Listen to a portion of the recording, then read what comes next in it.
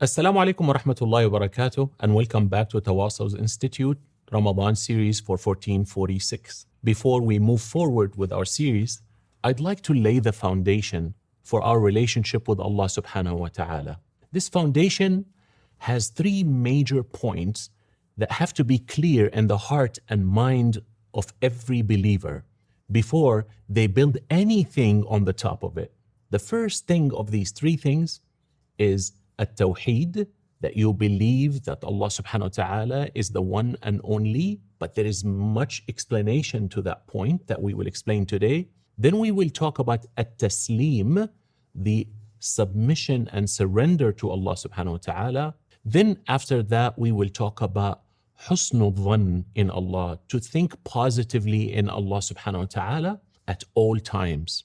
Without these three things, it's impossible to move forward, and you will always be crippling and falling and unable to bring about a change in your life based on your belief. My dear brothers and sisters, when we say the word at-tawheed, usually it's translated to the oneness of God. I don't like that translation because that makes the whole thing established on an adjective based on a noun. If you believe that God is one, you're done, you're a Muslim, you can move forward right now. No. Tawheed can also be used as a verb, which means to unite. To unite all of your hopes in life in one hope, all of your fears in one fear. That hope and fear lies first and foremost in Allah subhanahu wa ta'ala.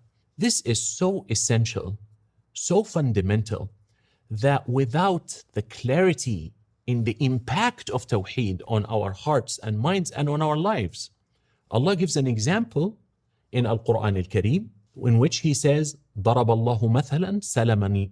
If we start using the word Tawheed as to unite, we will always be called to action, not just to stagnant belief. And that's why Allah subhanahu wa ta'ala tells us that the impact of believing in Allah as one and making that faith and belief active, the impact of that on you is that you become one.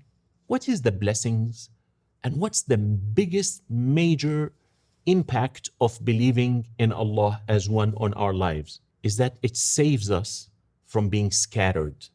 I'm afraid of this and this and this and that. And I have my hopes here and here and here and there. And I rely on this one and that one and this one and that one. And I'm hoping this one will benefit me and this one will benefit me, and I'm gonna have to chase this one and I'm have to spoil this one because I want something from them, and I'm afraid of this and this and that.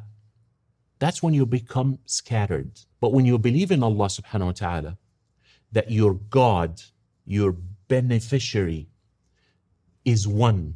And that's why Allah described in the Quran, Allahu waliyul ladina amanu. يُخْرِجُهُمْ مِنَ الظُّلُمَاتِ إِلَى النُّورِ. Allah is the guardian, the caretaker, the protector of the believers. He takes them out from darknesses to light. Notice how darknesses is plural and light is singular.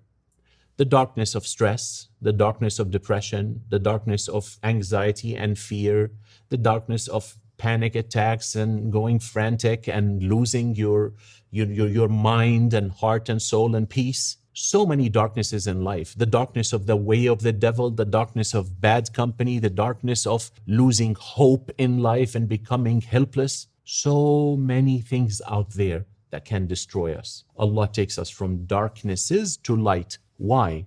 Because we believe in Him as our wali. And this wali, his name is Al-Wahid and Al-Ahad. They're both very unique names. The one, Al-Wahid, like the one, because there's only one God. So He is the one God. The second one is Al-Ahad, the only one, the unique one, the different one, the one that no one else is like Him. As Allah said in the Quran, لَيْسَ كَمِثْلِهِ شَيْءٍ وَهُوَ السَّمِيعُ الْبَصِيرُ. And Allah in a short surah that every Muslim recites in their prayers, قُلْ هُوَ اللَّهُ أَحَدٌ اللَّهُ الصَّمَدُ. Say Allah is unique and different. Allah is special. Allah is the one and only. and he is self-sustaining, that everyone needs him and comes to him for help, and he doesn't need anyone else. This has a huge impact on our lives. When there is a place in your heart that you will only give to God Almighty, only to Allah. Why? Because he's the one and the only. So just like he's the one and the only, there will be a place in your heart and in your mind and in the depth of your soul for the one and only, which means no one will share that space in that place with Allah subhanahu wa ta'ala. That place is in your mind and heart. And if anyone else starts sharing that space in your mind and heart, then you are falling in shirk, associating partners with Allah. Most people, when they approach this topic of Tawheed, they're thinking shirk happens somewhere else in the world. Like people are calling about, they're worshiping trees or stones or the stars or the moon or the sun, whatever people worship, or people even worship people. The idea here is shirk doesn't happen in the real world, because in the real world, there's only one God. That's a fact. Like people for thousands of years thought the earth was flat. It wasn't flat because it was a globe, and that's a fact. Whether people say it, believe it, or they don't, it doesn't make any difference. My dear brothers and sisters, out there in the world, there is only one God. Then where does shirk take place? It happens in your mind and heart and soul. So to establish a relationship with Allah subhanahu wa ta'ala, Allah has to look in your heart and soul, and he does have that capacity and ability because he sees through you. He knows what you say to yourself. وَلَقَدْ خَلَقْنَا الْإِنسَانَ وَنَعْلَمُ مَا تُوَسْوِسُ بِهِ نَفْسُهُ. We created the human and we know what he whispers to himself.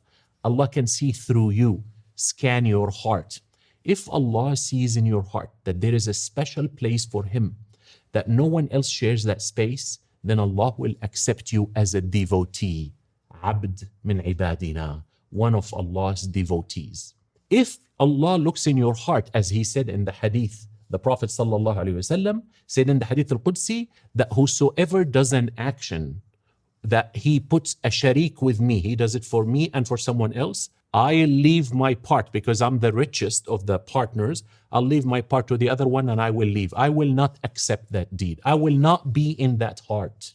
If a person commits shirk, the biggest effect and impact is on him or herself first, because now you're going to live scattered. And you know the difference between living as one entity and one piece versus living scattered is the difference between peace and tranquility and between war and destruction.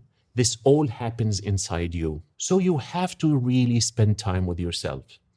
Every prayer, try at least once a day to sit down with yourself for 5 minutes and say, La ilaha illallah. There is no God but one God. Ya Allah, help me to unite all of my fears in one fear. I am only worried about my relationship with you. I only have fear from you, and I only put my hopes in you. Ya Allah, purify my heart and my soul so that there is no God but one God inside my heart. Ya Allah, show me how can I do that? Show me how can I accomplish that? This is the best dua that you can make, and especially in the month of Ramadan. You know, Ramadan silences all the noises. Food, water, mating, relationship, all the things that creates noise, Ramadan silences it, and it gives you that silence so that you can think and talk to yourself and engrave La ilaha illallah in your heart so that Allah will become your wali, so that Allah will become Al-Wahidul Ahad, the one and the only in your heart. And that will be very essential, the first major step on your way to Allah subhanahu wa ta'ala and in your relationship with Him. May Allah Azza wa Jal make us in His eyes from those who really were able to purify themselves from shirk and to practice tawheed in their lives. May Allah help us against all enemies that stand against this goal. Ameen ya Rabbal Alameen. Wa sallallahu ala Sayyidina Muhammad wa ala alihi wa sahbihi ajma'in.